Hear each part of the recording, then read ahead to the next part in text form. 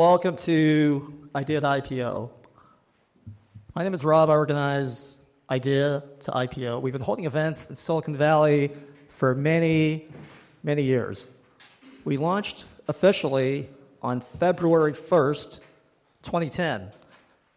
At that time, we had no members and no events on our calendar. At this stage, we have over 1 million members among all our meetup groups all around the world. We've organized, promoted, and produced over 5,600 events. By any standard, by any measure, we're the most active, most prolific startup event organization in the history of Silicon Valley, bar none.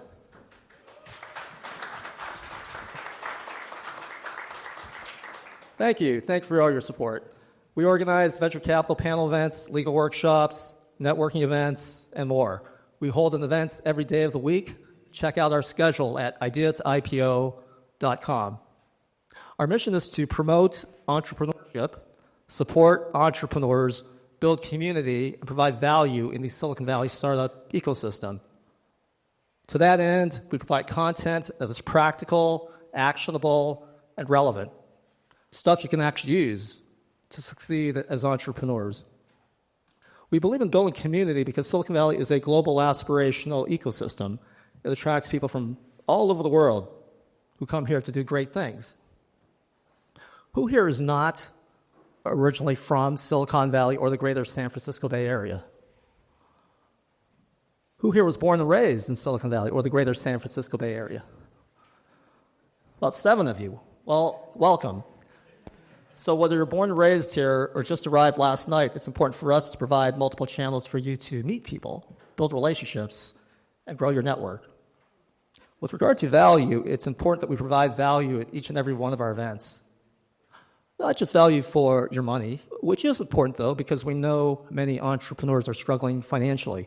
So we make sure our events are free or affordable. And if one of our events has a cover charge and you cannot afford the cover charge for whatever reason, come talk to me. We can work something out. And at most of our in-person speaker events, we make sure that we provide a delicious buffet. Is that a delicious buffet? Oh, come on, is that a delicious buffet? Well, I want to thank Snell and Wilmer for sponsoring that delicious buffet. So let's hear it for Snell and Wilmer. Applause.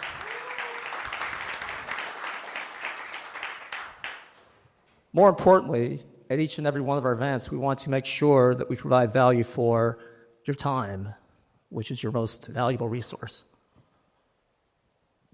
Anyone here getting any younger? Besides this young man and this young lady? So when you invest your valuable time to come to our events, we want to make sure that you maximize your ROI. We have many partners that help us do what we do: law firms, venture capital firms, angel investor groups, incubators, accelerators, colleges, universities, and lots of other players in the Silicon Valley startup ecosystem. Tonight, we're grateful to Snell and Wilmer for hosting us once again at this beautiful venue. Is this a beautiful venue? We've held many events here, and we look forward to many, many more. So let's hear it again for Snell and Wilmer.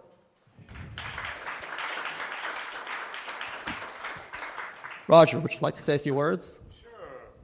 How y'all doing? No, seriously, how y'all doing? Welcome, everybody. It's fantastic to see you all here. Wasn't sure about a Tuesday night. Seems like everybody wants a Thursday night. So happy you're out, and really glad to have you here. Just a few words about Snell and Wilmer. It's a law firm of about 600 lawyers and 18 offices around the country. I head up our emerging growth and venture capital practice group. So I deal with startups from incorporation all the way through the life cycle of the company.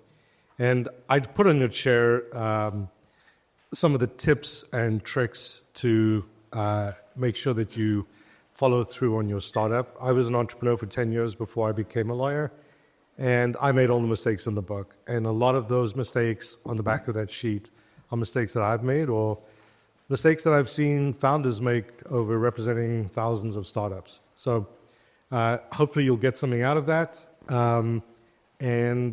Again, looking forward to an incredible panel discussion tonight. I know all these panelists, they're real, candid, and looking forward to a good one. Thanks, Rob. Some of our other partners here tonight, I would also like to have them say a few words. Let's hear it for Matt and Insperity. Applause. How you doing, everybody? Oh, that was loud. My name's Matt. I'm with Insperity.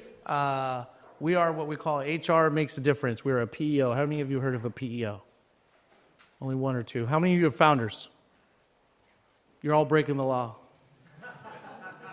No, I'm just kidding. You might be. But what we do is we help founders like yourself focus on what's most important, growing your product, and we do that by taking care of your people. Because the first few hires are the most important when it comes to that. And so when you're scaling, we're there for you when it comes to multi-state compliance, benefits administration, HR, anything that you need when it comes to growing your business. All right? Thank you very much. If you have any questions, we're right over there. Talk to Lisa. Have a good day. Enjoy your event. All right, next up we have Suprio and Cordify. Applause. Hi, everyone. Good evening. Thank you. I'm Suprio from Cordify. We help build the product as you kind of conceive the idea. We are your partners in helping you build the product, take it to MVP and beyond, and scale it further on your journey to making a successful business. Happy to interact and catch up with you in conversations. Looking forward to a great evening. Thank you. Next up, we have Jessica and Creative Jolie AI. Applause. Hi, I'm Jessica Tam. I'm with Creative Jolie AI. I'm in AI marketing, helping business to scale with AI automation, CIM generation, and lead generation, and logo spanners. And I think most important, I help to connect with human connection, I guess. Thank you. Next up, we have Paul and Cruz. Applause. Thanks, Rob. Raise your hand if you carpooled here tonight. Does anybody carpool? All right, we all spent way too much to get here. So my name is Paul Breslow. I'm the founder of Cruz Carpool, Cruz spelled CREWZ. And we are a unique combination of helping people do traditional carpooling, like you or me driving anywhere, or a combination of shared rides with Uber and Lyft that helps any driver or rider save 50 to 100% of their time, money, and emissions and make a great new friend on every ride. I've got a poster back there, or come find me afterwards. We just launched the product and just launched our pre-seed round. Would love to chat with you. Thank you. 10% of all global emissions are caused by in-person events. We do a lot of virtual events. We do in-person events as well, so we try and mitigate that impact. So we have a sustainability initiative. As you can see, we have reusable plates, silverware, napkins, mugs. So appreciate everyone's support in being as sustainable as possible. I want to thank Snell and Wilmer for allowing us to use the dishwashing machine upstairs. When it comes to sustainability, it's easy to talk the talk, like many things in life. It's harder to walk the walk. And sometimes you have to do what you got to do, not because it's easy, but because it's hard. So I'm going to be washing the dishes tomorrow on the 6th floor at 8 a.m., and I'm looking for volunteers, so come talk to me. So again, let's hear for Snell and Wilmer for supporting our sustainability initiatives. Applause. So though our local mission is to support entrepreneurs here in Silicon Valley, our global mission is to democratize entrepreneurship and innovation all around the world. To that end, we maintain a robust YouTube channel, youtube.com/idea-to-IPO. Check it out. We have tons of videos there. And this rich, valuable content is available on demand, anytime, anywhere, totally free of charge. And our partner in this endeavor is Michael Payne, one of the top professional videographers in Silicon Valley. Let's hear it for Michael. Applause. Hello, as a video professional, I'll edit this down for you. I tell stories for individuals and companies, and video is the most powerful way to send your messages. It elevates your brand and leverages content. I'll just leave it at that. If you have any questions, you can contact me after. So let's see who's in the room. Who here is an early stage entrepreneur? What's the difference between a pizza and an early stage entrepreneur? A pizza can feed a family of 4. I'm just kidding. Who here is an investor? Who here is an enterprise employee? Who here is a government employee? Who's a former government employee? Who's a media person or journalist? Who's a student or an academic? Okay. Who's here for the delicious buffet? Well, thank you for coming. So here's the schedule for the rest of the evening. Our panel will hold a brilliant, compelling, dynamic, entertaining, and scintillating discussion. Right, panel? No pressure. At 8 p.m., we'll open it up to questions from the audience, and we'll wrap up the program at 8:30 p.m. We do have a raffle. The raffle drawing will take place at about 8:30 p.m. You must be present to win. We have some awesome prizes. We'll talk about that later. Stick around, network, socialize, connect, and there will be an after party. So more on that later. Without further ado, I'm going to hand it off to our distinguished moderator, Roger Rappaport. That's him, our distinguished moderator. Roger Rappaport, partner at Snell and Wilmer. So let's give it up for Roger and our panel. Applause. All right, so just to run down the panel quickly, we've got Paul Russo, Chairman and CEO of K2X Technology and Life Science, Alex Marquez, Senior Vice President, Experian Ventures, Keshia Theobald-van Gent, Partner at Bdev Ventures, Raghu Madabushi, Investment Director at National Grid Partners, Arthur Mrozowski, Managing Partner, Silicon Hill Ventures, and Jordan Wahbeh. You always seem to be on the end. I don't know why. But one day you'll graduate closer. Managing Partner at SB Venture Group. So maybe we could just start with you, Paul. Just run down, just tell us a little bit about your fund, what you invest in, stage, check size, and anything else that may be important. I'll keep it very short. So I'm a former high-tech guy, started a bunch of chip companies, made tons of investments the last 30 years in startups, learned a lot of lessons. That's about it. So 8 years ago, when I stopped being a chip company CEO, I said, you got the billions of people out there, and they have no way to safely invest in startups. Of course, all my angel friends laughed at me, safely invest in startups, but we solved the problem. So we are not a VC at all. We don't pick a theme, we don't lead, we don't have a carry, we don't have cash calls, or a fund. Our investors are all shareholders. So our model is very simple. We're a high-volume house. Everything is vetted by a lead investor, then by our advisors, all of whom are investors. We're global, and we don't pick a theme. And after 8 years and 200 investments, we proved the model, and now we're going public on the New York Exchange. I've never seen a fund, neither have the bankers, that in 8 years only written off 15%. Wow, that's pretty amazing. Now, we made small investments going back to get the statistics. Post our $50 million IPO, we're going to go up to $5 million in investments. Great, thank you. Alex. Yeah. Tell us, Experian. I think everybody's heard of Experian. No, yeah, I've never heard of this, hopefully. Yeah. Alex Marquez, I run Experian Ventures. I launched the group almost 10 years ago. It's about $500 million under management, about 50-some-odd companies. We invest primarily in the broad ecosystem of financial services, which is quite broad.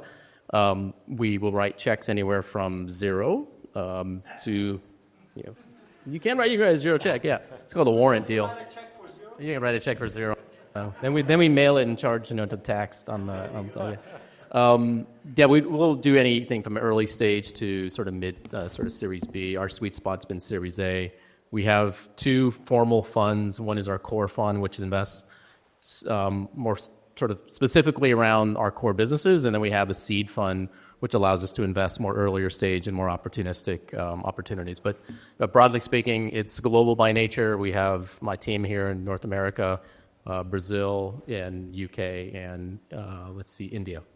And you're doing AI, fintech AI? Yeah, well, everybody here is doing AI. Everybody is AI. So, yeah, by default, we're all doing AI to some extent. It's not the driver, but it's more of an impact on the industry. And so we're looking at investments in AI. Great. Arthur, tell us about Well, the fund. I'm running Silicon Hill Venture, pretty much like running it to the end of its life. There's no dry powder, and I'm more interested in converting myself back into the operator and then see what happens next. But I'm advising to a lot of early stage startups because, I was, I would say, semi-successful at whatever it is that I was doing in the past. And I'm thinking about what I'm going to do after I successfully convert my current operations into another bunch of cash and then doing another fund. And Arthur's a font of knowledge. If you get the opportunity to pick his brain, pick away. Raghu, tell us about you and Grid. All right. National Grid Partners is like a CVC of energy utility. So they are the CVC arm of something like PG&E here. We are mainly investing in energy transition, as you'd expect, but also I think 2/3 of the portfolio is all enterprise software, including cybersecurity and data infrastructure and AI. We are looking more at Series A, Series B. I think we've led half the deals, so we can do anything from 3 to 10 million. But it's almost like a single LP fund. So, what is a Series A today? I have no idea. Well, you got seed of like 20 million. I don't know what the Series A is. Yeah, especially in AI, I just heard a pitch from a company that's raising for the first time, first capital. They already have, I think, like 2 million in ARR, and it's a 30 million round. They don't know if it's to call it a seed or an A or something else. But so the problem they're having is valuation, meaning they're thinking through, if I'm raising 30 million and that's my first raise, how much am I giving up? So it's a nice problem to have. Yeah. All right. Keshia, tell us about Bdev. Yeah, thank you. And it is all made up, right? It's fundraising is sales. It's a sales process. And what you call yourself and how you talk about yourself is a marketing process. Bdev Ventures, so we invest in B2B software, kind of late seed through Series B, although late seed is meaningless. we write checks up to 3 million. We prefer not to lead rounds, prefer to do follow-on investment, although we have led a few. In addition to capital, we provide some access to go-to-market tools. So we're very active in our portfolio companies, mostly replacing SDRs for them early on through either a cold email outreach, LinkedIn outreach tool, or through warm introductions at scale.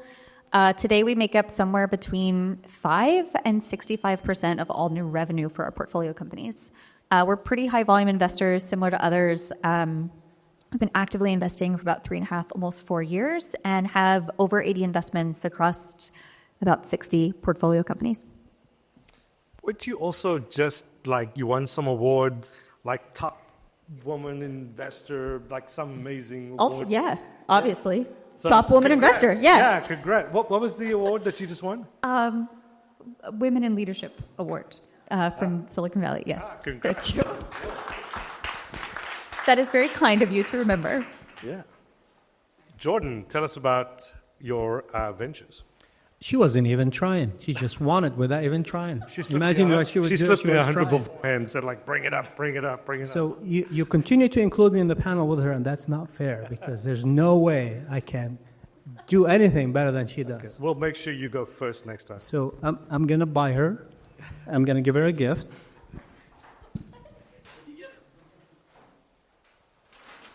Happy holidays. So I'm Jordan with Silicon Valley Venture Group. We invest in pre-A and A. We do $150,000 to $500,000 checks. Deep tech. Don't show that. Deep tech, B2B enterprise, post money. We don't lead, we follow. We're relatively fast on the money. We got 88 investments since 2019. One of our companies is going unicorn. Yes. Congrats. I'm not buying drinks. We do, our model is relatively simple. We come at the tail end of the round, so if you have a few $100,000 left, we're good for you. If you just started, we're also good for you because we can wait 6-7 months and come in when you're done with your round. For me, personally, I only work for companies that have a significant impact on the human condition. Has to do something useful for the business, so no TikToking, no online gaming, no betting, no streaming, none of that stuff. Sorry, video guy. This is a good place to be. I said that a few times in the past, but this is like Rome, Baghdad, Alhambra, and many other civilization centers. This is the center of the world right now. And this 50 square miles, the world is changing, and you're part of it. So if you know what you're doing and you want to do it, this is the place to be for the next 5 to 10 years. Make sure you really milk it for every single second of your life. And good luck. All right, thank you. So let's just open up to the panel. The topic tonight was 25 in review and what to expect in 26. So as you guys think about 2025, what surprised you most about the venture market in 2025, either positively or negatively? Okay, so I remember the 2000 bubble, and I don't think most people understand how the bubble now may actually be worse. Let me ask a question here. How many of you think that the AI is bigger than the internet as a technology? You are all lemmings destined to follow, because once you've optimized everything, there's nothing else to do. The internet makes our lives possible. In fact, I lost millions in 2000 because after the first company went public, New York calls me, .com, 100,000 here, 100,000 there. .com did change the world, but all the startups I invested in went to zero. Anyone that thinks that, in my opinion, has not really analyzed the world of big technology transitions. So what surprised me most about 25 is how big that bubble is and how there are no exits for startups. So the perpetual motion machine where you get M&A or IPOs and that funds the next set of startups, it's frozen. Worse than that, compared to the past 10 years, you got a huge bubble in startups. And you have startups in the whole world now. The whole world, every city, every university has got incubators. If they all became successful, there'd be no GDP left for our dinner. Yeah, but I think we've lived through cycles, right? Markets freeze up, then they open up, they thaw. There's this huge IPO boom. So, I mean, what do you guys think? The rest of the panel, what surprised you? Yeah, I'll give my 2 cents. Yeah, I've been through the bubble, the GFC. All I can say is it's always super exciting when you're in it. It's just when it blows up, it's not really fun. So I think the most interesting thing I saw in 25 was the continued irrationality on valuations and continued upward trajectory.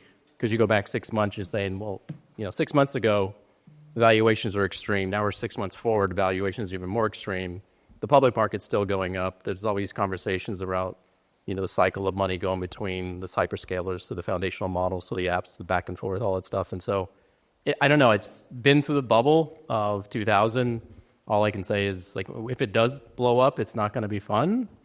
There are signs to me that tend to mean that there is a bubble, and I actually posted on this on LinkedIn, which is a lot of people commented on it. It's in a bubble when the Uber driver is giving you stock tips. So that's one of the jokes out there. So I was like, yeah, you mean ride the hype as long as you can because it's not going to last forever. Some rationality will set in. So I don't know when it's going to blow up, if it ever blows up.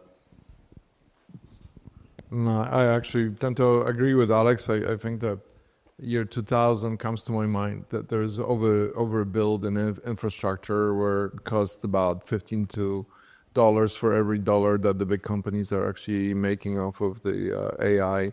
Kind of starts to worry me. And then also the fact that, the money, the circular movement of money between OpenAI and NVIDIA just reminds me of the old days. And then when you think of it, the companies like Global Crossing and L4 back in 2000 when they were building the infrastructure for internet, eventually all those fibers were dark for another 10 years. So I think we're approaching that level that those insane valuations are just going to be reduced down to the level where they need to be. I just want to counter that point. I think we were going. There was an article that was published, I think, last month by J.P. Morgan. Some people may have seen this, that in order to compensate or justify all the infrastructure build-outs for AI, they use a bunch of examples where every Apple iPhone user would have to be spending $30 a month, or you'd have to have every Netflix user spend $180 a year. That's actually quite small, in my opinion. And the reason I'll give you is a very context, which is think about how the internet came about, 2000 timeframe. Think about the economics of how content was distributed previously, 2000 before the internet. The simple proxy for that is in the U.S., there used to be 100 million households. Television, linear televisions was subsidized by advertising. If you divide the annual advertising dollars by the amount of households, it came out to $50 a month. So your ability to watch linear television in 2000 was about $50 a month subsidized by advertisers. So if you think that $16 a month to subsidize AI, that's trivial in today's dollars. So if you think you're going to pay for it, it's actually going to be paid for by someone else in the value chain. I think it's probably going to be the advertising front. So yeah, there's a lot of hype around it, but I think if you step back and think about the economics of how the world will work, it's just shifting from what used to be search, paid search, display advertising, et cetera, to somehow it's going to work its way into where advertising or some form of merchant or commerce is going to pay for the AI infrastructure build-up. No, I was referring to the $15 for every dollar that you earn out of the Microsoft and everybody else. That's the actual cost of infrastructure. It does matter. So let's just move on a little bit. So obviously AI was really hot. Were there any sectors that surprised you with unexpected growth apart from AI? Keshia, did you see anything surprising? Nuclear energy's reawakening. Just as Germany shuts down all the nuclear reactors, we need them for AI. Energy is important. You know what? One thing I think we've seen grow more than anything else in the last year is dual use. Does anyone in this room know what that means? Okay, I'll be frank. I don't think I knew what that meant a few years ago. This was not a common term in Silicon Valley, and today more and more we're seeing it. So dual use is B2B and B2G. So something that is governmental, where the government can become a customer. We're seeing this a ton in defense tech. We've seen a huge surge of this, where Silicon Valley traditionally, this was not an area where we like to play, right? Palantir was kind of a lonely guy out there. And yet today we're seeing a huge surgence of startups and VCs getting more and more into this space, thinking more about government as a potential customer in certain sectors. Still very limited, but I think that's been really interesting. Robotics is prime. I actually think robotics is one of the most interesting technologies advancements this year, for sure. Like 2025 is the year we will look back and think, wow, robotics, that was where things really changed. That will be a slower transition and a slower revolution, but the combination of robotics and AI is going to open up opportunities for us as a society in ways far beyond what we're seeing AI applications do today. Yeah, I was going to say robotics because it used to be hardware was really hard, and no one would touch hardware. But with the advent of AI, I mean, I've got clients that are building hands, building eyes, building brains. I mean, it's unbelievable. The sort of the resurgence of robotics, and I think that in defense tech, I'm seeing a lot more of. 25 was sort of exponentially more in terms of clients doing it and also getting funded. Yeah, I wish I could invest in that space. Unfortunately, I don't. So closer to home to me, the most sort of interesting development that got a lot of attention this year was the adoption of stable coins.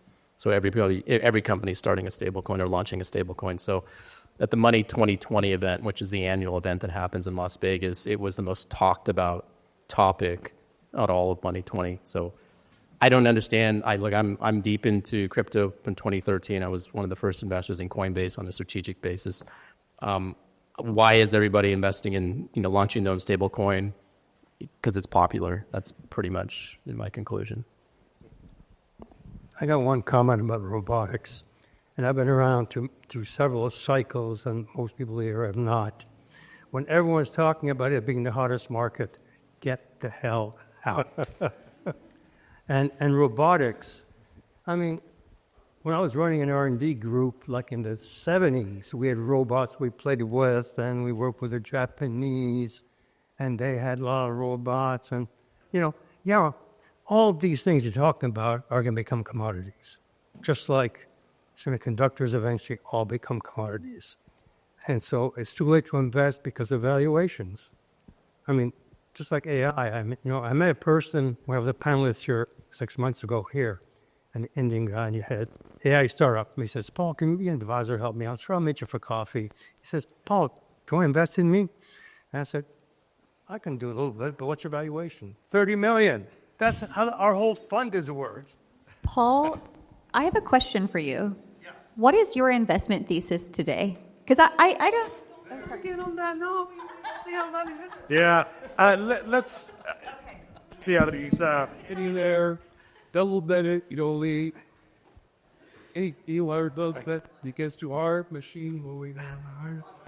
We're investors. Yeah, so let's just talk about behaviors and trends in founders. Do you see any shift in trends or behaviors for founders over 25, or was it pretty much the same for the prior couple of years? I think so. I had a couple of points here. I think the barrier to building stuff has obviously come down. There's a lot more people wanting to build to experiment as opposed to thinking about building something. The number of vibe coding platforms and actually, it's not even vibe coding platforms. It's just going from I have an idea to express the idea in a very concrete way and go and test it out as almost like negative marginal cost. So that's been a big change. Whether it's real or it's just increasing the noise for people who are trying to invest is a different thing. But if you're a founder, the barrier to building what you want to build is just phenomenally non-existent right now. Yeah, I think one of the things I noticed with clients was over this last year, which was sort of different from prior years, was clarity of thought earlier on and a velocity in building stuff for less and quicker was just astounding, which gave them the ability to raise far earlier than founders had in the past. Has that been your experience as well? I'll make one comment. Everyone here is referring to Silicon Valley. There's a world out there. There's startups now in Africa, in Brazil. India is taking off like a rocket in startups. And what people forget about India, not only is the young population educated and all that stuff, their background is software, not building widgets. And so if you want to keep the discussion to here, then you're right. But if you talk about the kid in Africa has got a startup, or the kid in Brazil, it's a different world than yeah. As you guys think about 26, are you preparing for a more founder-friendly or a more investor-friendly market in 26, and why? Investor-friendly. Investor-friendly? A lot more investor. Okay. That's not I think what we want to hear here, but why do you think that is, Paul? Jordan. This flywheel of exits all the time, M&A, IPOs, which cause liquidity, which then invested in the next generation, is frozen. Our model, when we started this, was in year 6 or 7, we were seeing exits, we wouldn't have to raise money. We're raising money now to fund the IPO because we haven't seen an exit in 3 years, and it's been 8 years. Yeah, I think we're all hoping for a quick thaw sometime. Yeah, I think we're all investors. We're investors, so we're all hoping for an investor-friendly environment by default. But yeah, I think every day we're in a market equilibrium because everything's being level set. Like someone's willing to pay that price it's not going to turn around until someone decides they no longer willing to pay that price. I think what will probably drive that, quite frankly, will be the public markets. If the public markets start to retract, investors will get cautious. That's not the market for valuations if they're using public comps. They get concerns about liquidity to the IPO markets and acquisitions. So I think that, in my opinion, will drive the valuation conversation back to more, let's say, normal but less chippy. There's more small IPOs happening these days than before, and a significantly higher number of M&As. First 6 months of 2025, 95% of all exits were M&As, about 8,500 of them. So it's investor-friendly across the board. It's about supply and demand. There's a lot more people asking for money than there's money on the table.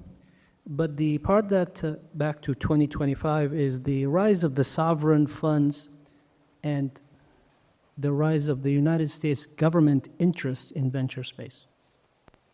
So if you're watching the news, left or right, wherever you are, there's substantially more interest from the United States government in the venture space and investing and so forth. Not in the $500,000 rounds or $5 million, but the ones that are much higher. The second part is the business of AI has leveled the playing field for most founders. So you don't need to be a techie to really know what to do anymore. But you do need to know how to manage your business and how to convince me as an investor that you are about to do something substantially better than the 3,000 other guys waiting in line behind you. So the clarity of purpose is not there. And I'm seeing a lot more founders come in with no clue what they're doing, and it's kind of distressing. Yeah, I mean, I think hot market, cold market, or whatever, great founders with great ideas, will always get funded. I think it's those that are on the margin, when times really get tough, they, just go out of business. Most people here are probably doing something in AI. So what will truly differentiate startups, AI startups that can raise, as opposed to those that won't be able to raise in 26? What do you think the real most important differentiators are? I got a very funny one here. If you look at the problem that the startup is trying to solve, and if you believe in 5 years that AI itself will solve it, then you don't invest in that company. I think AI is going to do a lot of it. Roger, the world's changed, and we're not changing with it. The VC have not caught up with the change in the world. What was logical and practical 5 years ago, it doesn't work anymore. The metrics have shifted. KPIs are not the same. The time to revenue to traction is not the same. Even the fundamentals, if you're sitting in your office behind a Zoom, you're missing it because the rest of the ecosystem has shifted in so many ways, and you need to catch up with that because of the stupid AI. So what should founders do before they start fundraising in 26 to stand out in what is becoming an increasingly crowded market? What are the things, Jordan, that when you see it, or for anyone else on the panel, like that's a standout company? You're not OpenAI, you're not Anthropics, you're not going to get $100 million for $2.50 of revenue every month. So come down to earth and recognize that your valuation is not necessarily dictated by the top 5% who are raising billions of dollars. You're down on the lower tiers of the valuation. Have a rational conversation with yourself and understand what is it that you're trying to do. Try to protect your dilution, but you're going to give a lot more money than you equity than you need to do. And thirdly, embrace AI as an enabler, not as a seller. AI is going to help you get to the next level, not necessarily be what I'm going to invest in. Because if you have a wrapper, you're worthless. Yeah, I think those days wrapper companies are long gone in terms of fundability. I agree with Jordan. Nowadays, early stage companies can pretty much do it themselves without even taking a lot of money. When you think of it, there's a lot of subsidies from the big companies like Microsoft and so on, OpenAI, that provided tools for which they're just bleeding a lot of money. But but they do build the infrastructure that enables one to build a startup with pretty much all the tools necessary to accomplish a task that will enable them to earn revenues, right? And so if somebody's smart, a company like Cursor allow you to design your own infrastructure as far as the coding is concerned. There's a number of other utilities that they can use pretty much for pennies on the dollar. So they can ramp up their startups from zero to, let's say, being successful, earning revenue, figuring out the business model for less than $1 million nowadays, or even less than that. So the question is, what does that mean to the actual VC? You know, if they wanted to build their business without necessarily tapping into the pockets of VCs. When you answer, go ahead, Keshia. I want to piggyback on something that I think both of them have touched on, which is if you're asking, as a founder, what can I do today to make myself fundable? We're still, especially in early stage, we're still looking at business fundamentals, right? We're still looking at the 3 T's: team, TAM, traction. Team, why you? What makes you the right person to do this or the right team to do this? TAM, is the market big enough for a 10x? That's important to the VC model. And if you're not familiar with power law, you should definitely make yourself familiar with how venture capitalists make money. In many ways, we're your customer very early on. And then the third one is traction, which essentially boils down to, can you sell this to people you don't know? That's important, right? But at the end of the day, rappers aren't fundable. And that wasn't true a few years ago, but it's true today. So you, as you're building from day one, you have to, one of the most important questions I'm asking today is, what is your moat? How is this defensible? And brand is not a great answer. Don't lead with that one. What is the network effect? Do you have some unique distribution channel? What are you doing that makes it difficult for your competition to come and copy you? Because to your point, they can do it now for pennies on the dollar and very, very, very fast. So differentiation is more important. So what is the moat? So a company comes to you, they pre-seed, right? They don't have this massive patent portfolio. What is the moat? And is the moat different at the seed as it is to the A or the B? Yes. Look, at seed, pre-seed, certainly it's very future thinking. And I have to have conviction that you can build toward this, right? You're not going to have true network effects with 2 customers. That's not realistic. And traction, repeatable, traction is repeatable revenue. Traction is not a pilot. So we can use that as a signal for future traction, but it's not quite the same thing. So those really early rounds, it's more about, do I believe that they can build a wedge? Do I believe that they can start with some type of integration that maybe starts at the application layer, but ultimately becomes that systems integration where they can build in true network effects, where the cost of switching is very high? I think these are ultimately fundamental. When folks come to you at the early stage, they may not have a moat, but they should have a plan that gives you confidence in what they're selling. And that can be distribution as well, right? It can be... It's also very market specific. Yeah. Most people here are talking tech. If you look at biotech, it's got different dynamics. It's $100 million in 10 years. With medical devices, it's somewhere between. If it's enterprise software or AI, you can be in business in a few months. And the problem with AI is, what do you patent? And if you don't have patents, Google will put 50 PhDs on it and replicate it a year later. How many of you are members of Palm and the BlackBerry, all those leaders? And in the end, they went away. Alex, can I just address the moat question? I think at least within software, anything that's AI-enabled, execution has become the moat. It's not the technology stack. It's not even the team to a large extent, but really, really, really boiling down to execution and how much customer traction you can show. Because the resources needed to go build something and find customer traction is almost non-existent right now. So the real moat is execution. And if you can out-execute your competition... But is that sustainable? I mean, first mover advantage is great, but second mover advantage is sometimes more powerful. So be the last mover. Yeah. Doesn't exist. Be So- the last mover. So, but if someone comes to you and they say, we're going to win because we can execute better than anyone else, that may be true today, but do you buy into that? That's what's going to create a sustainable long-term advantage? It can. Yeah? It can, because I've seen many companies try to execute with a ton of money, completely failed miserably.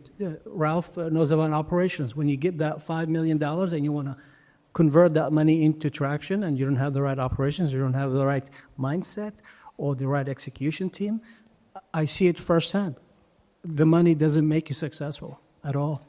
It's the experience to execute and execute in short phases. The first phase is different than the second, different than the third. Because as an investor, I want to know that once you get the money, how are you going to proceed to the next level and not necessarily think that's the magic recipe for the next 3 or 4 years. It's 6 months, 8 months at a time, and then flip over and go get some other people to help you out. I wanted to ask you, Alex, because we were talking beforehand, you're making an investment, very early stage, crazy high valuation. What made you lean into that investment? What made that company or those founders stand out to you? Yeah, so to give you context, we just had an IC conversation this morning. It's an AI company. Ironically, I was just linking back for this year. Of the deals that we did this year, I don't think a single one of them was an actual AI, traditional AI company as we talk about it today. Rather, all of them are using AI in some form or fashion, so it's basically AI native. Everyone's an AI company.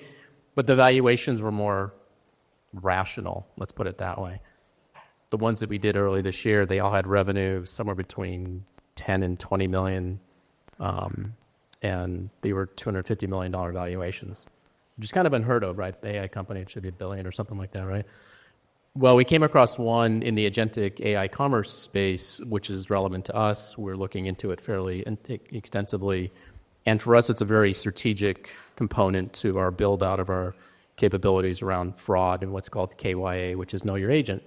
So we've come across a bunch of the companies, very interesting, very unique solutions. But, it's pre-revenue. They've already raised their seed round, whatever that means, 10 million, I think it was.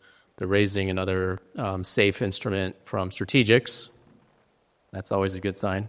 Strategics only. And a $60 million valuation, pre-revenue. Lots of pilots, lots of partnerships. And I think the most important part about why we got over the hump, because when we did I write the papers, I couldn't, and I wrote very clearly in my paper, I couldn't rationalize the valuation using traditional metrics that we've used historically, but we leaned into it because of the strategic relevance and willing to pay up and get some commercial exclusivity that we really wanted.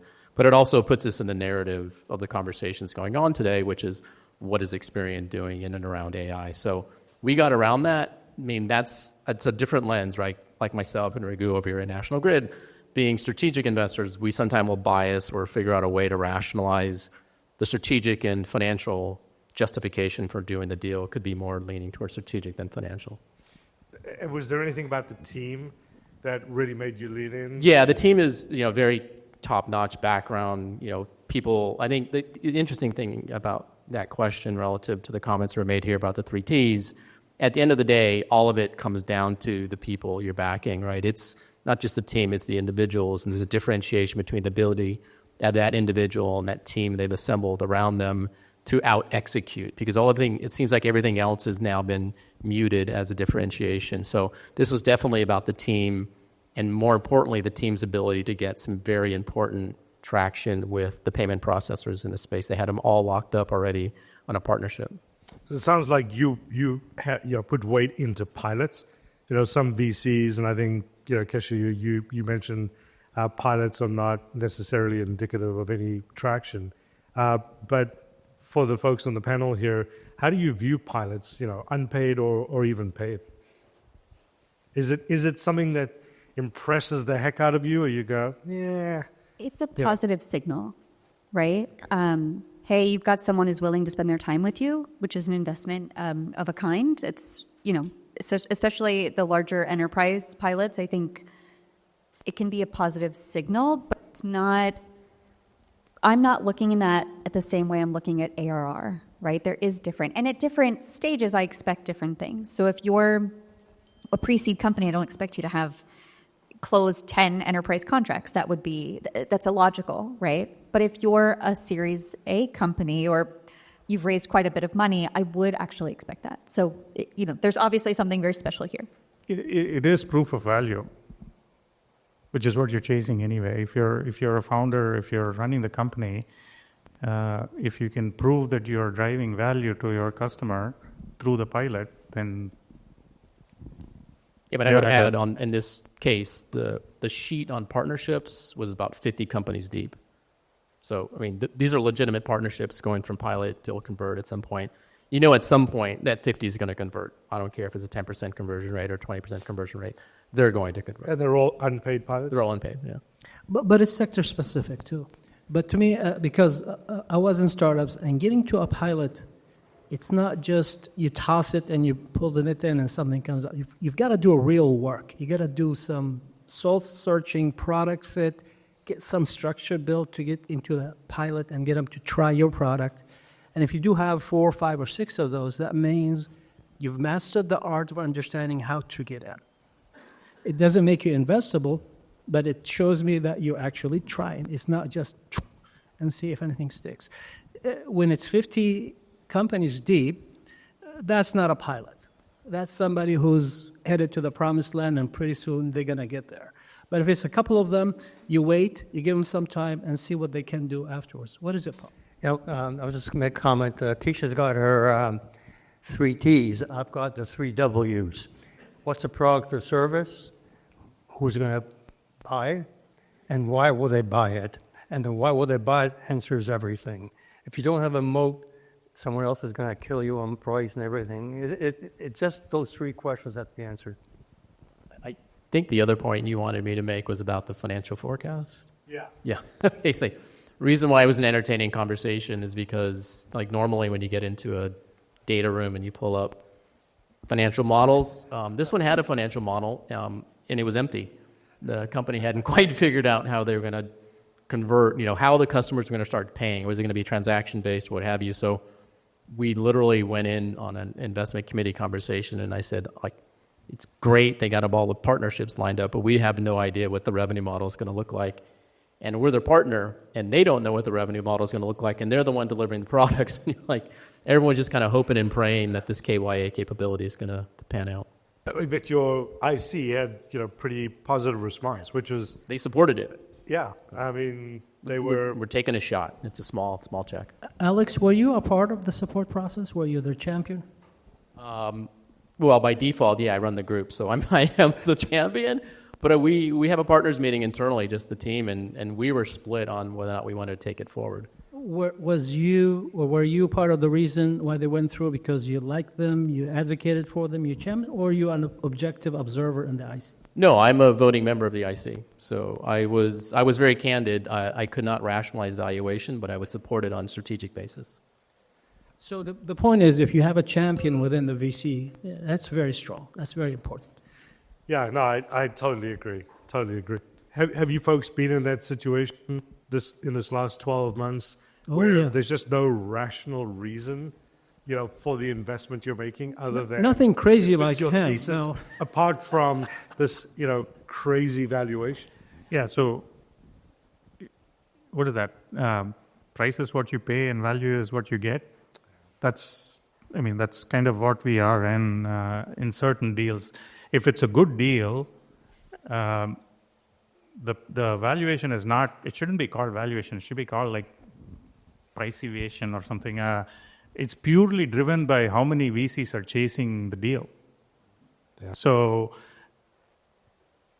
what do you do? I mean, if you want to be in the good deals, and this is a power law industry, and if you want to be in the good deals, you have to be in the good deals. Yeah, absolutely. And, Alex is probably not going to kick himself if this was a $60 million valuation to become a decacorn. He's not going to say, wow, we dodged a bullet because we missed out and we thought it was worth 40 and it already was worth 60 and now they're a decacorn. And I think sometimes when we talk about good deals, it can feel like they're just following, like playing follow the leader. And sometimes it is that. But there's also there's a rationale to that, which is if there's a company that is so interesting that so many different investors are chasing it, that they have such, strong partnerships, not only is that company more likely to raise bigger dollars, but they're more likely to get bigger support, right? It's not just, because when I come on as an investor, it's not just that I'm giving you money, I'm giving you support, I'm opening up my network, I'm creating more opportunities for you as a business. So I do think it's relevant to say, hey, this is a bigger deal. You were talking about, I think, Alex, you were talking about, the team. How important is it, to all of you, founder market fit? Is it sort of a gating item that if you don't see that true founder market fit, that it just typically isn't a company you're going to invest in? What is founder market fit? So a founder that has experienced the pain deeply and on many levels, right? So when they come up with a solution, they really have found it. When you think about Atrium, I don't know if you remember Atrium. It was I'm not that old. Yeah, it's about 7 years ago. But the guy from Twitch, I don't remember his name, he figured out, legal services as a service, $5,000 a month, all you can eat legal services. He had no domain expertise, and Andreessen put $100 million into it, and the company lasted, I think it was 17 months. So, I wasn't surprised because you've got someone with zero, market founder fit.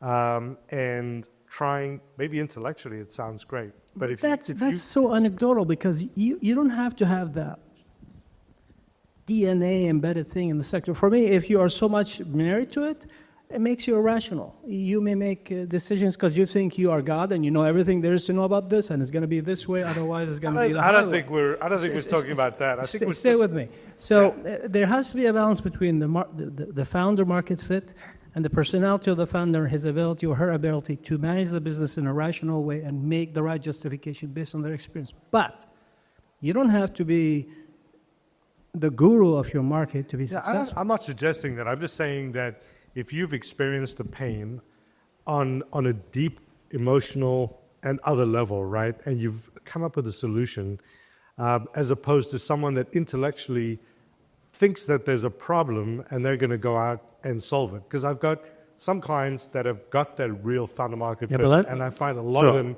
the problem with that is that people are different. Some people have a bad experience and they'll become very cautious.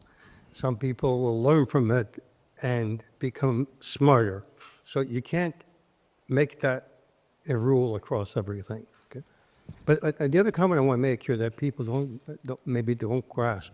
Today's world, compared to 10 years ago, everything today is a commodity. You want to build chips in China or cars in Indonesia. Innovation is the only thing.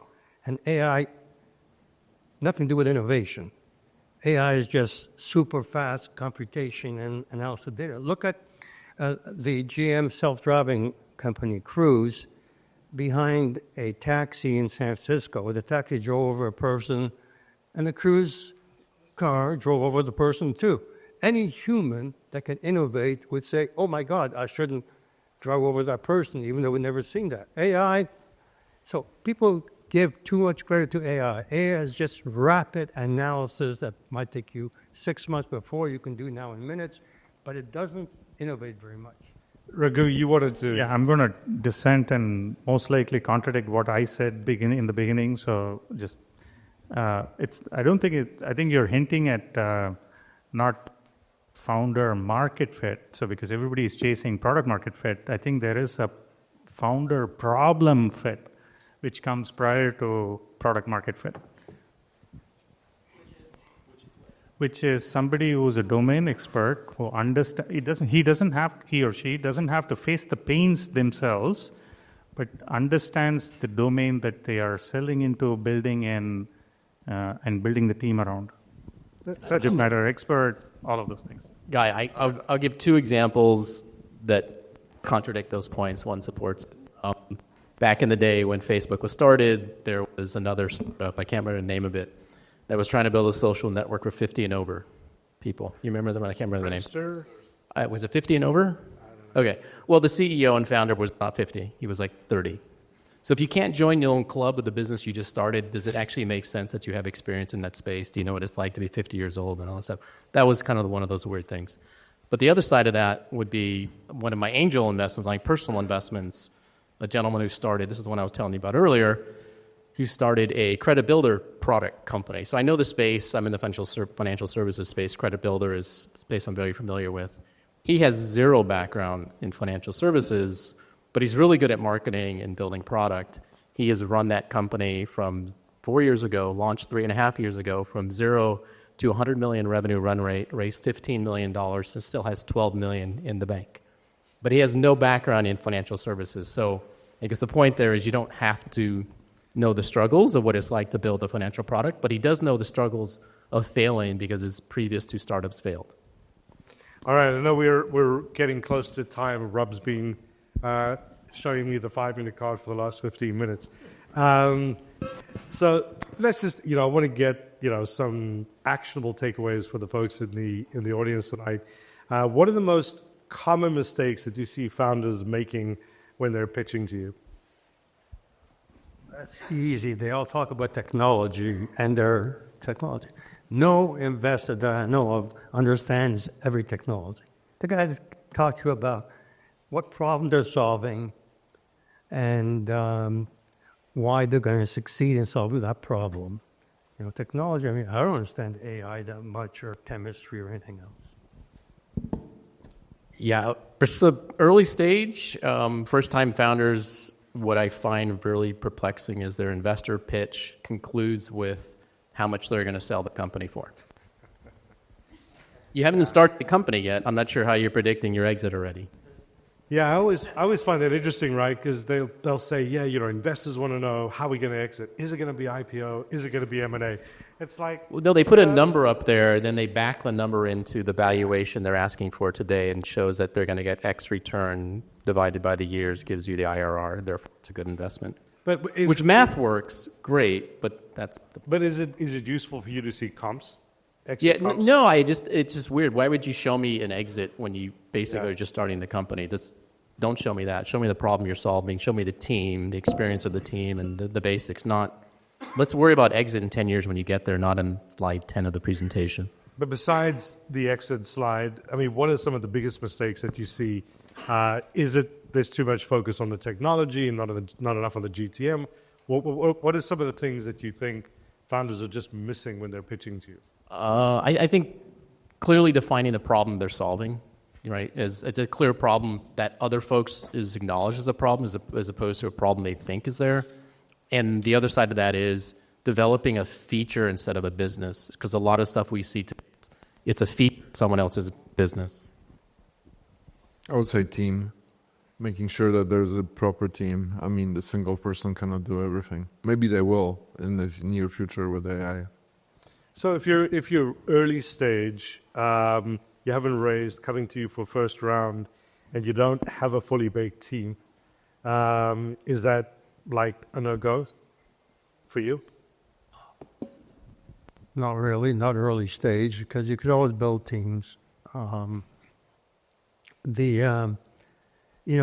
just watched a couple of nights ago the movie about Churchill's in the war, and if it wasn't for Churchill, it would have been a different outcome. So the CEO sets the direction and the vision, and that's what you look at. The team can be built and adjusted and replaced. So I just wanted to flag two, not mistakes, but two things that you might want to avoid. One is understand the stage you're in. Please understand the stage you're in, the stage that your startup is in, and match your KPIs to that stage as opposed to chasing KPIs that don't match the stage you're in. The second one is premature scaling. Don't worry about scaling until you have product market fit. And product market fit is typically founder-led. So don't start scaling. Don't start hiring a go-to-market person before you have product market fit. Don't spend on customer acquisition costs before you have stickiness. So these are very obvious things that you can save a lot of money and save a lot of time. Yes.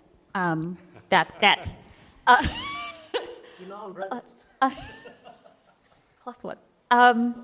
Also, I think One of the things that I see a lot of founders struggle with is that fundraising is a sales process.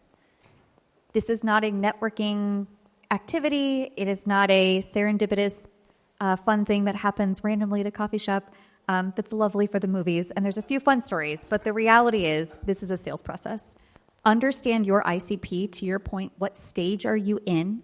Make a list of every investor in the world and make a list of all of their investment criteria. If you are not a fit, do not talk to them. They're not a good fit for you, and you're going to waste a lot of time by trying to boil the ocean instead of kind of clearly defining that ICP and going after them with a very targeted message through warm introductions. Yeah, I think it's amazing how much time founders waste in the fundraising process, pitching to the wrong investors that aren't funding, that aren't in their space, that aren't writing the right check size. And it's astounding, right? Because you really need to, as a founder, need to optimize your time. And, so much research can be done to find that ICP, Just to your point, Raghu, you were talking about KPIs. At the seed stage or maybe at the A stage, are there any KPIs or unit economics that are just underrepresented, which is a big mistake in the pitches to you? I think usage trumps revenues at that early stage. Sticky usage is way more important than monetized usage, if that makes sense. Because it gives you feedback so you can iterate faster to get to the right problem, because 90% of the issue is that you're not chasing the right problem. It's not that you have it's not that you don't have the right solution. So the more you iterate, with feedback, which means you need a sticky, high usage cohort of customers, and it's a small cohort who ideally will give you more feedback than a large cohort which will give you less feedback. So, okay, I get one more. I get this all the time, right? Questions about traction. How often do you see founders just misunderstanding, what traction really means? Is that an issue for you in pitches? So I look at the founder population in two halves. The bottom half doesn't count. They're still practicing and so forth. The upper half is the one who doesn't understand traction in the context of their sector and the context of their stage and who they're talking to. I'm a follower. I need you to have certain traction, including VC backing. But if you go into an early stage, first-time founder, you need to really key in and use the stupid internet to know what those investors are looking for. If you do a 15, 20 minutes of search on an investor, you know exactly what they're looking for, and the traction answer will come in, because my traction is different than her traction, and I know that for a fact, and vice versa. One mistake that I see all the time, and I just really go to bat with my founders for this, is that slide where there's no competition. So let me add a comment here. Traction, when they have it and you're experienced, you'll know they have it. There's no calculation or something. Gut feel is really your personal AI, your experience.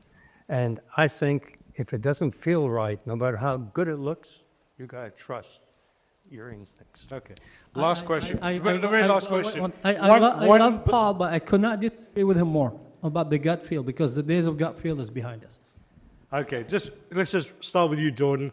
One bit of advice going into 26 for founders in the room with respect to startup, pitching, whatever. Just one bit of advice as they go into this new year. Be hyper prepared, and the competition is fierce. If you thought 2025 was tough, 2026 is going to be 6, 7, 8 times tougher. All right, on that happy note, let's go over to Keshia. Yay. Focus, focus, focus. Whether that is focusing on your ICP, focusing on the right investors for your business at the right stage, stay focused. If you try to win at all games, you will fail at everything. If you try to really understand your product and really focus, that's where we see the most wins at early stage. Don't listen to investors, listen to customers. iterate, build, listen to customers. He's a corporate VC. Don't listen to him. I agree. Figure out business model that makes sense. Money. Yeah, focus on the customer and the customer feedback. That's probably the most, because we're gonna do channel checks. We're gonna do client due diligence. So get those wins. That way we know it's one for one when we do diligence on the client list. You got 8 billion people out there. The world is leveling off. You've got smart people everywhere. Focus on people who are going to address problems globally, not just in one little pocket that's actually very competitive, like the U.S. All right. Well, thank you, panel. I really appreciate it. Thank you for all your insights. And thank you for giving me your time. How can audience members contact you? Jordan. LinkedIn. Keshia. Keshia, like the key to success. Get it? I know it's dorky, but you'll remember. I am the only Keshia Theobald-van Gent, maybe in the world, but definitely on LinkedIn. Raghu. LinkedIn or first name dot last name at Gmail. Arthur. LinkedIn. Alex. LinkedIn. Paul. Ours is easy. The company is K2X.capital, and I'm just Paul at K2X.capital. No .com, just .capital. Roger? Yeah. Oh, if you want to contact me, talk to Melissa. So now it's time for audience Q&A. So if you have a question for our panel, step right up. We'll have a little line here. This is not a pitch event, so please do not deliver a pitch. If you deliver a pitch, you have to deal with Melissa, our bouncer. And let's try to limit it to one question, DJ. And just one question. So, as in, people... All right. All right, William, first question. I love it. Thank you. So, Raghu, you said something very interesting that really enticed me. You said at certain stages, founders should not be worried about certain things, like seats. So I like to think about myself as an execution guy. There's a need in the market. That gives the direction. Then you make a plan and you execute that plan. But it's still a pretty general philosophy I got. So what steps and stuff? Do you have like a list of that online I can look at so I can give founders advice? Get this book called Lean Analytics. I can share. It's basically a manual on measuring your way to startup success. And it's basically broken down by stages. So lean, like lean, L-E-A-N, lean analytics. Lean analytics. Got it. Thank you so much. I've been limited to one question. I am so hurt. First of all, I want to say thank you all. Really appreciate it. It was really a wonderful insight. Now, Roger. Oh, God. Stop, Roger. You're distracting me. Now, since I'm limited to one question, you guys have centuries, decades of experience? How should I say? Century plus of experience combined. You guys mentioned the .com bubble. We had the housing bubble. We had, obviously, the taper tantrum. We had a whole bunch of things that happened. We had the COVID ups and downs and everything. Yet every time when we thought there was a bubble, we lasted at least a couple years longer. I mean, in 2000, we knew we were in bubble, but it didn't really burst until 2002. We knew we were in a bubble around 2006, 2005, 2006, but it didn't really burst till 2008. Same thing with taper tantrum. Being in your industry where you actually see things happening, you guys get to identify things earlier before the water boils out. Where do you think we really are, instead of just saying that we think we are really in a bubble? Because if it's a global market and a global bubble, it will take longer to boil off. Any thoughts on that? And I have multiple questions if you're willing to spend some more time with me on one-on-one.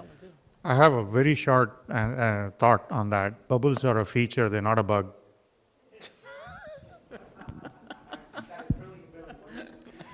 Don't run your life on the bubble. Is it in bubble, out of bubble? Do your business like you do in your business, because these things are going to happen with or without you.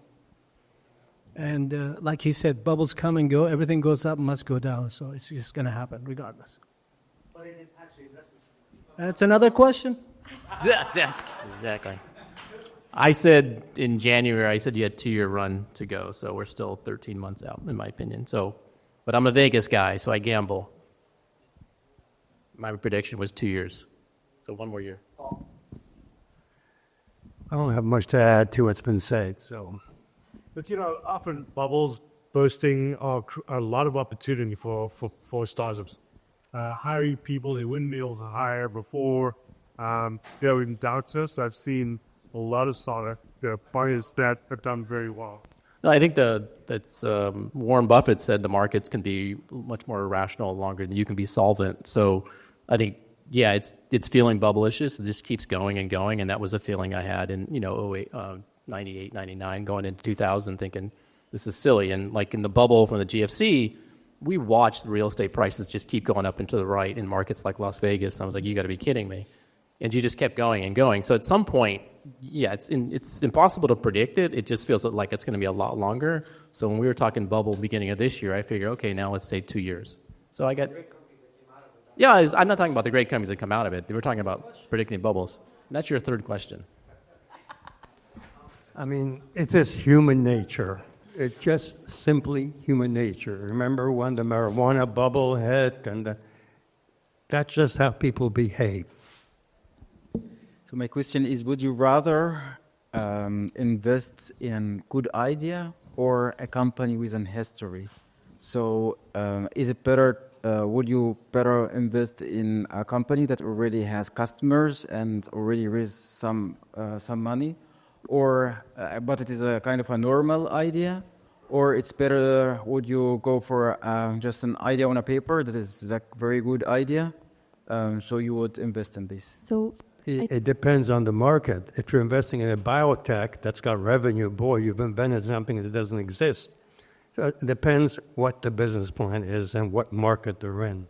I think Paul's correct, but also those are not the same investor. So typically most investors who are investing at Series A, where you have some customers, you have real traction, you've already raised a round or maybe two, that's not typically the same person who's investing at that more friends and family or angel stage. They're not typically the first check in, right? Those are very different profiles. And I think that goes back to my comment earlier, which is if you're fundraising, make sure you understand what stage you're at and only target investors who will invest at that stage. Because the same investor who's like, yeah, I prefer to see revenue, they're not going to invest pre-seed. And if you're investing pre-seed, you're probably not talking to people that are later stage. The other point is venture capital is very expensive. It's almost the most expensive capital you can seek. And there are other avenues to get capital. Probably the cheapest is operating capital. I think also, one of the things that I always try and get my founders to switch their hats, right? Because they're in love with their idea, they're in love with their company. And I just say, switch your hat, right? Every investor wants to see an investment where some risk has been mitigated. If you're at the ideation stage, the biggest risk is execution, right? So if you haven't proven on any level that you can execute on anything, you're at the ideation stage. Think about the other 40 deals that are sitting on that investor's desk that day, right? What makes you a more compelling investment than the other 39 that are on that desk? And I think, it's hard when you're at the ideation stage. I say to my clients, the people that will fund you will probably be people that love you, or people that know you or know of you and know that you've executed in a prior life, right? And everything you do, you execute on. So, it's hard, but try and switch hats and think like an investor. What makes yours a more compelling investment than anyone else?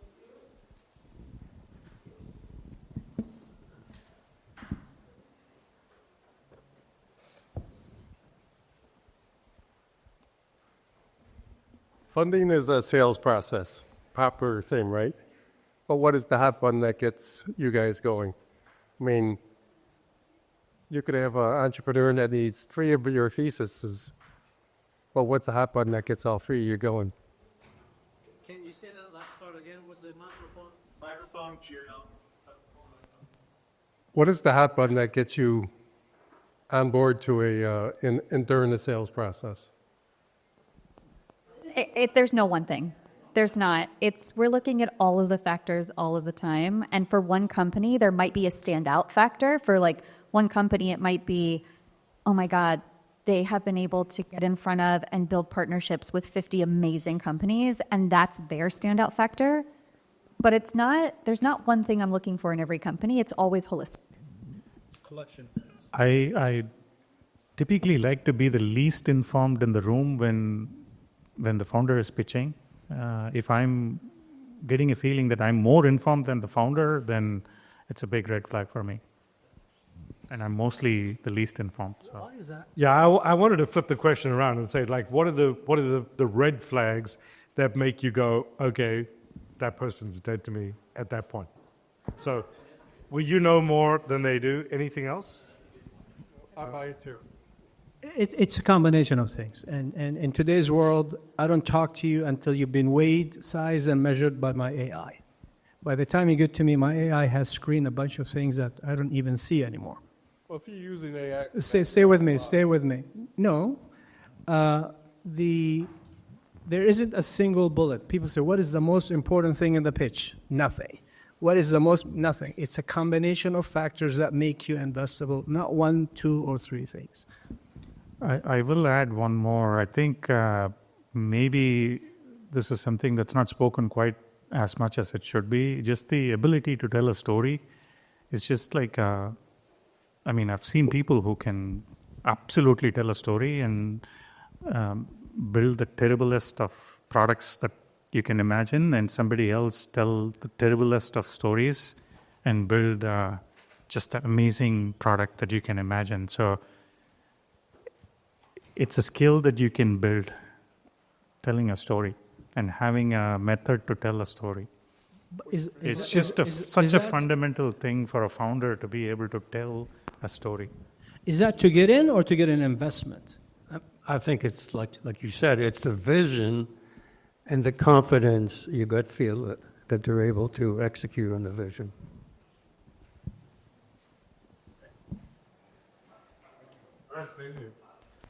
Thank you all. I appreciate you for being here tonight. My question is, considering the volatility in the VC market, how is it changing your investment thesis, considering they're having trouble exiting with companies, they're having trouble raising secondary, third, fourth, seventh funds?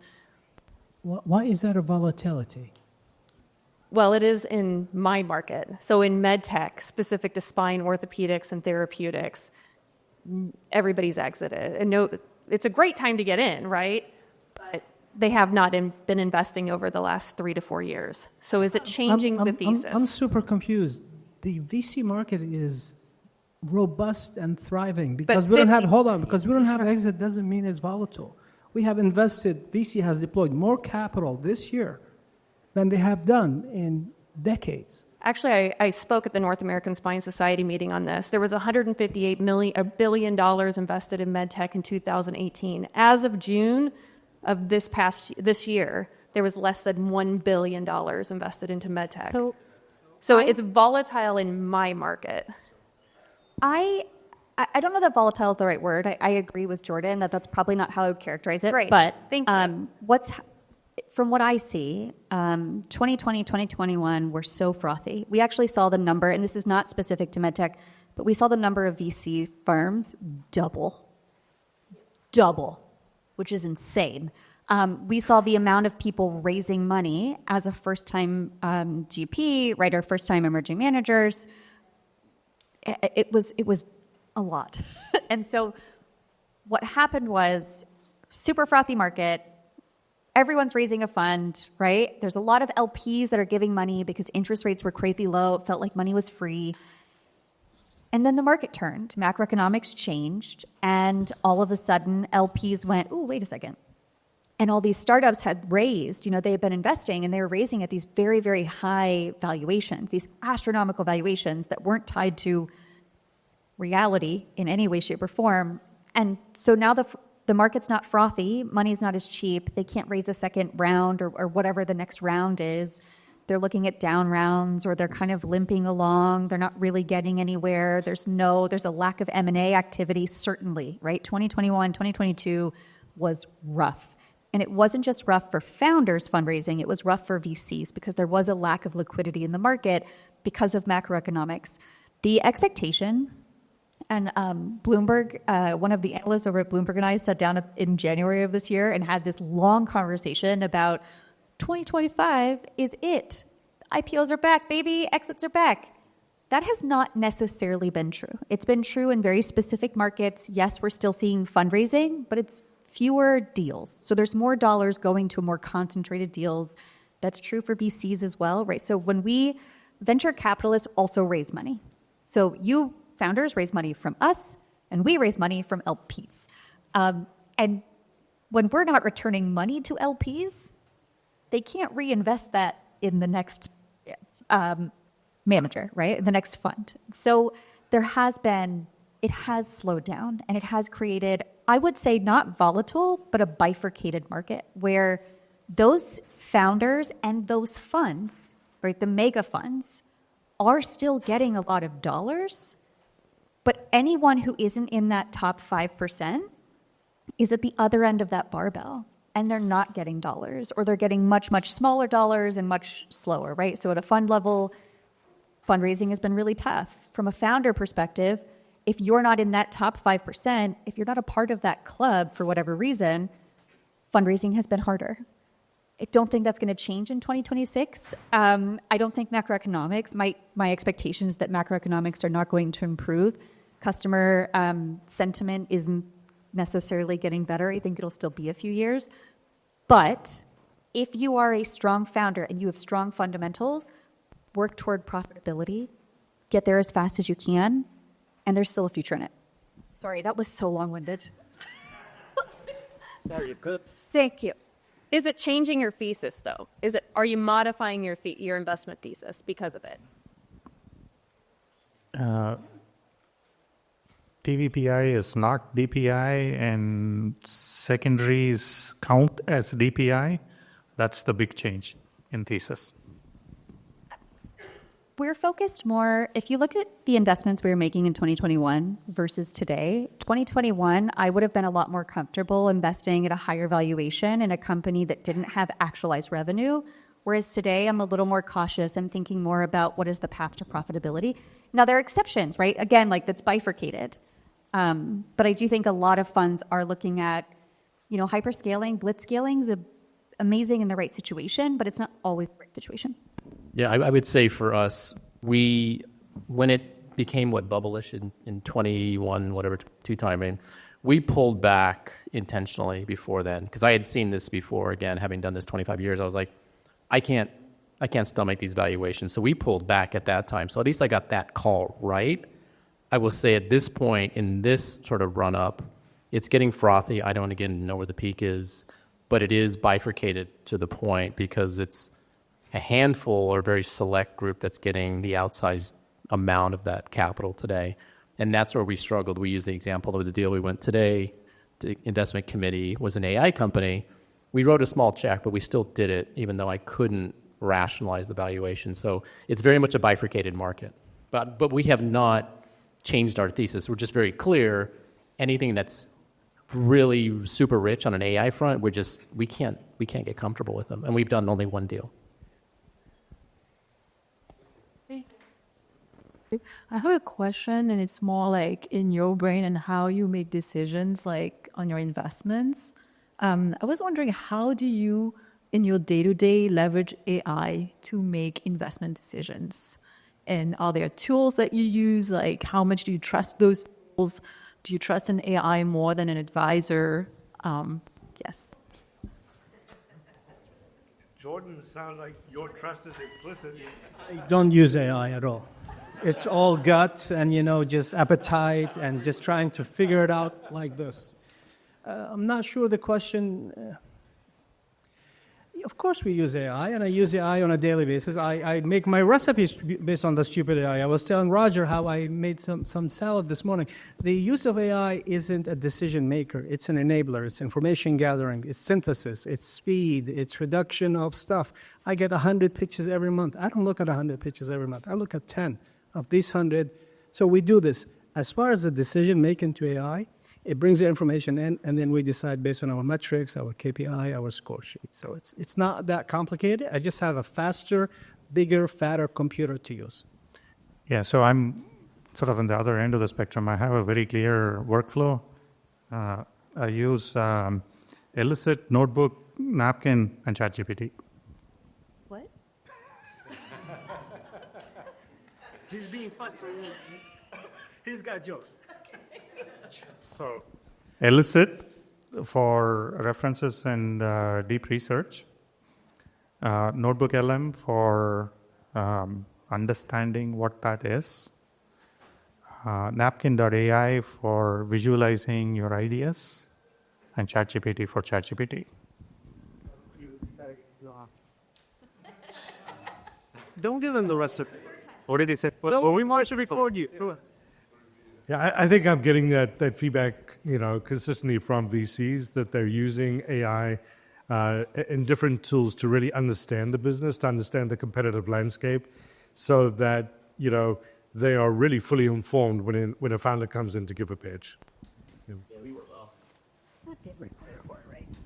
Yeah, we'll do it in similar fashion for market research and just speed. But I'll actually flip your comment around a little bit. Like, you can't be entirely dependent on AI and just, there's some gut element to it and listening and learning to pitches.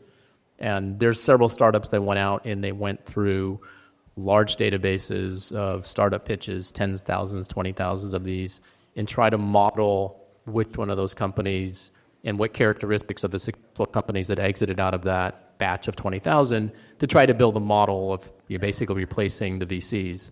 And not a single one of them has produced anything that's a winner. So there's this element of, it's a great tool and you can build a model around it, but trying to derive, a pattern to recognize success, I have yet to see that. I don't know if you've seen it as well. I was an advisor to one of the companies as well, and they've struggled to produce any outliers that are,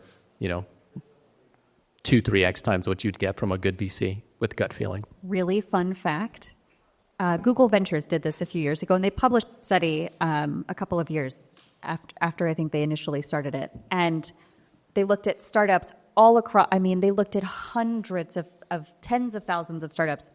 And the number one factor of success that they found, like really, truly one of the only statistically significant factors for success, was the founder's proximity to Mountain View.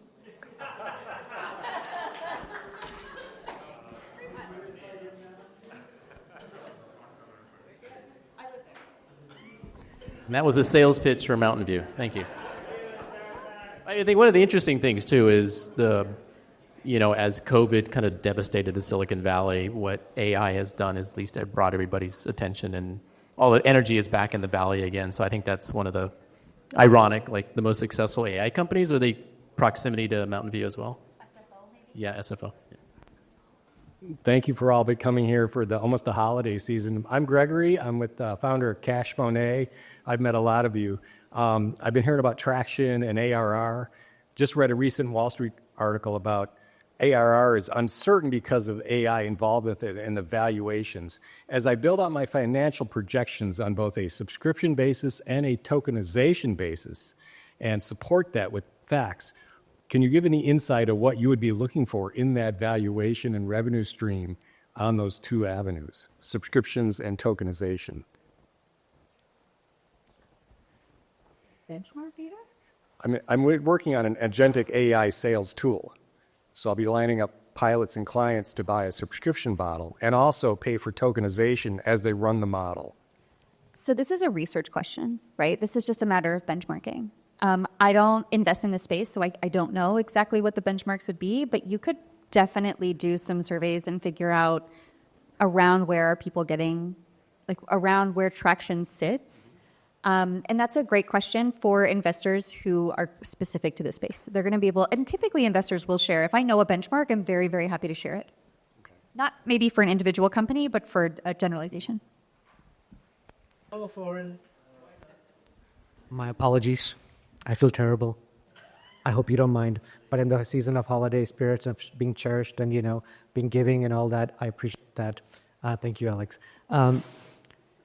Last year, you're right. IPOs were really terrible. Liquidity for exiting was terrible for companies as well as for VCs, obviously. But there were a lot of mergers and acquisition. There are actually very, very large number of mergers and acquisition. And you're right, interest rates are high. Real interest rates are there. Even though the Fed is cutting rates right now, and as the economy is slowing, where do you foresee your investments actually going, which are going to be exited? Do you see them actually flat, down round exit, or do you think you'll actually make some money when they're actually exiting in the same pattern of mergers and acquisition coming next year?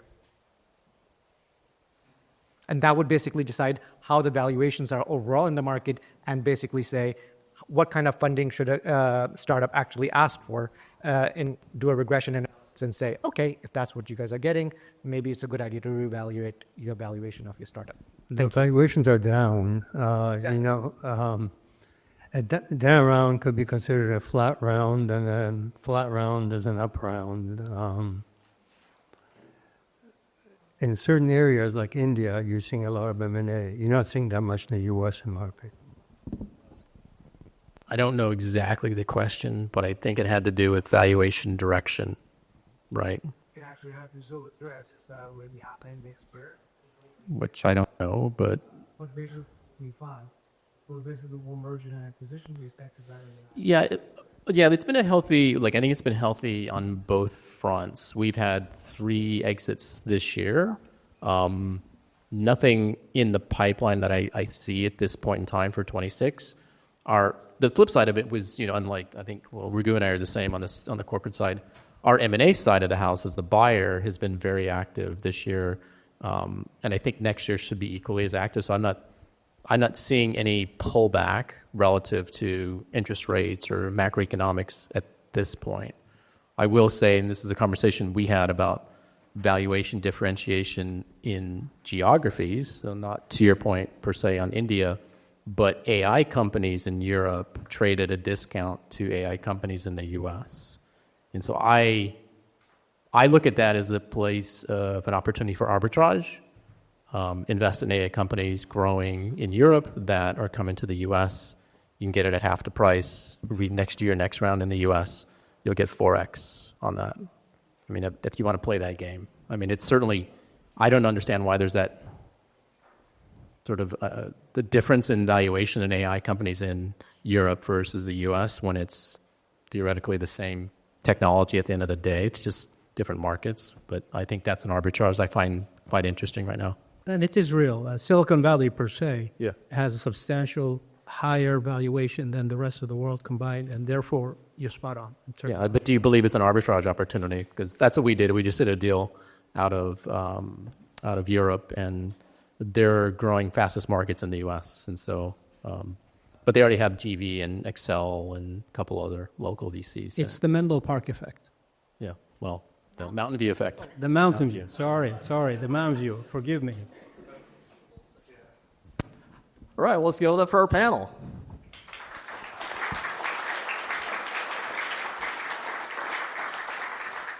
Ladies and gentlemen, seats is what you've all been waiting for. It's time for the raffle.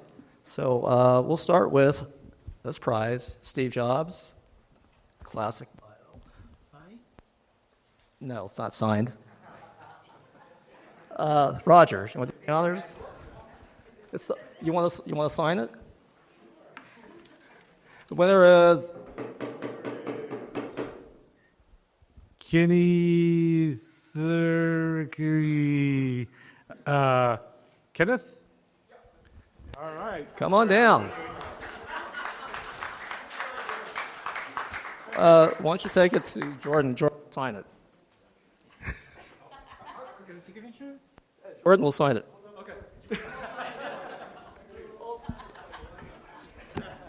Okay, we had Inside Apple by Alan Lashinsky, another classic. Paul, you want to do the honors? And the winner is Donald Trump. Donald, come on down. Come on. I was joking. Akshit Patel. Going once, going twice. You must be present to win. You see what happens when you leave early? And the winner is... Nikki Gastonel. Nikki. Hey, Nikki. You want to have Paul sign it? Yeah, Paul has to say. Okay. You was every place. You have to say. It's rigged. Yeah, it's rigged. All right, let's move on now. So we have another classic, Outliers by Malcolm Gladwell. Arthur, you want to do the honors? Drum roll, please. It's Carmi.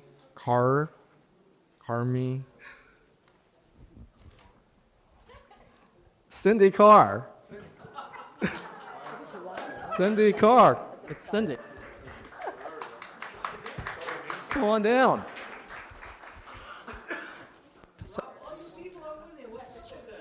It's rigged. So apropos, Cindy is an outlier. So.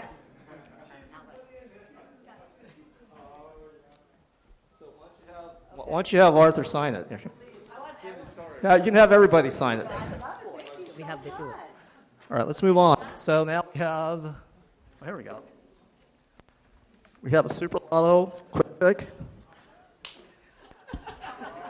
Someone's going to get funded tomorrow. The winner is Amar Arsikire. Amar. Oh, come on down.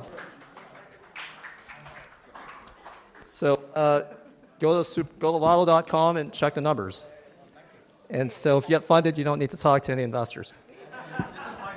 Great event. All right, let's move on. So $25 Visa card. So someone will get funded tonight to the tune of $25. Keshia, you want to do the honors? Drum roll, please.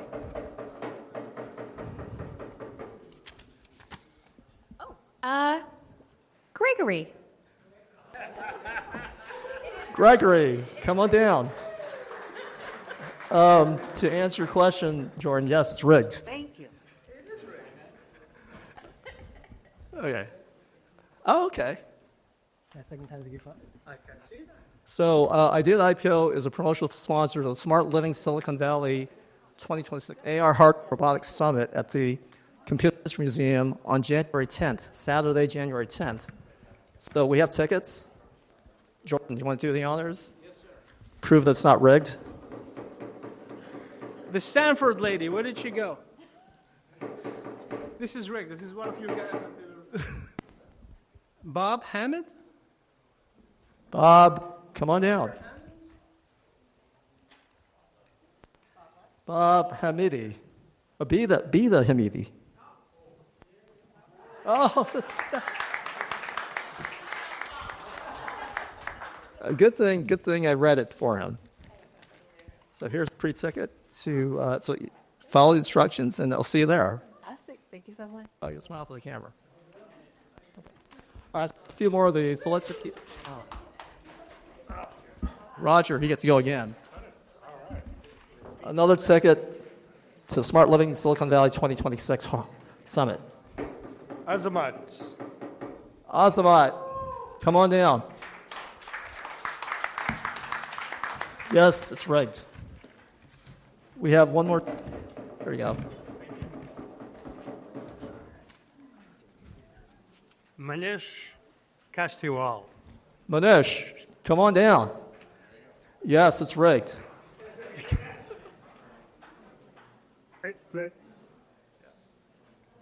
Thanks. I'll smile to the cat. All right, I have one more of these tickets.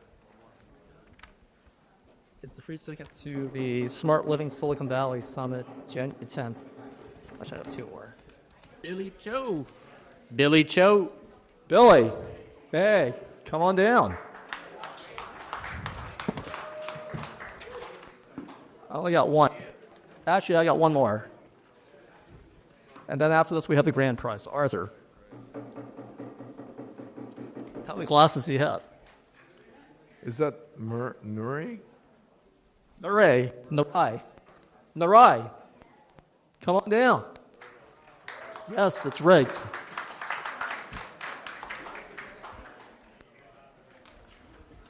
So free tickets to the summit on the 26th. Smile for the camera. Stand there. Up. Here we go. Okay, Lisa, what's the grand prize? Oh, it's a little holiday basket. Want to show what's in it? Oh. It's a blanket. Well, Keshia won last time. Oh, who's up?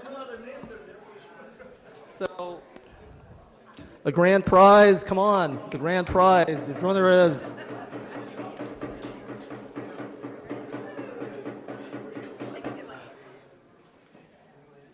Is it Jessica? Jessica Tam. Yes, it's rigged.